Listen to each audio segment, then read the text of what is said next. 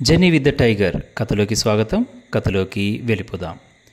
ఆ black tiger గురించి నెమ్మదిగా పైనున్న అధికారులకు అలా అలా తెలిసిపోయింది.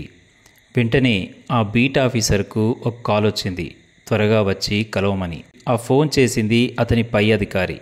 అతని పేరే మోహన్ భగత్. అతను పనిచేసే వాళ్ళతో ఎంత చనువుగా ఉంటాడో పనిచేయని వాళ్ళపై అంతే కఠినంగా కూడా ఉంటాడు. అందుకే అతని నుంచి కాల్ రాగానే మొదట ఉత్సాహం కలిగినా కాస్త భయం కూడా కలిగింది ఆ బీట్ ఆఫీసర్కు. వెంటనే వెళ్ళిపోయాడు.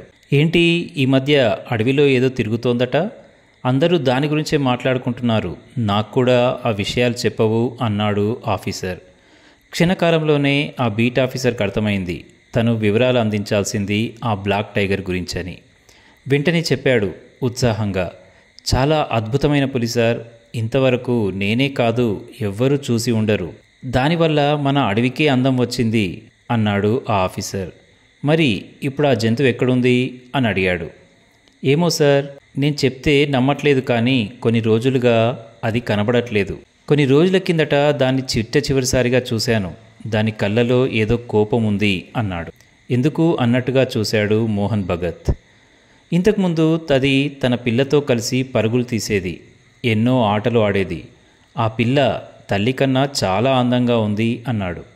మరి దానికి ఓ పేరు పెట్టుంటావు కదూ, ఏం పేరు అన్నాడు.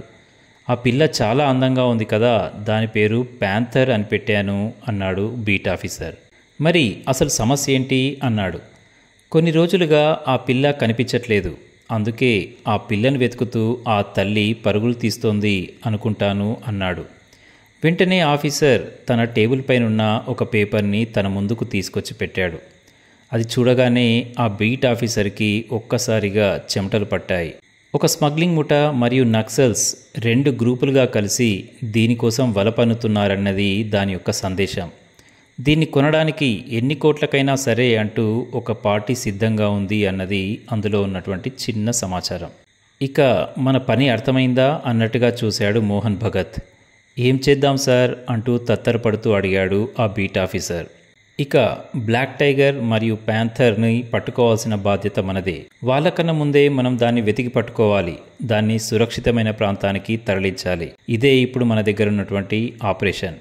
మన ఆపరేషన్ పేరే బ్లాక్ టైగర్. మరి మన వేట మొదలెడదామా అన్నాడు మోహన్ భగత్ ఆఫీసర్ కళ్ళలోకి చూస్తూ. ఎస్ సార్ అంటూ సెల్యూట్ చేశాడు ఆ ఆఫీసర్.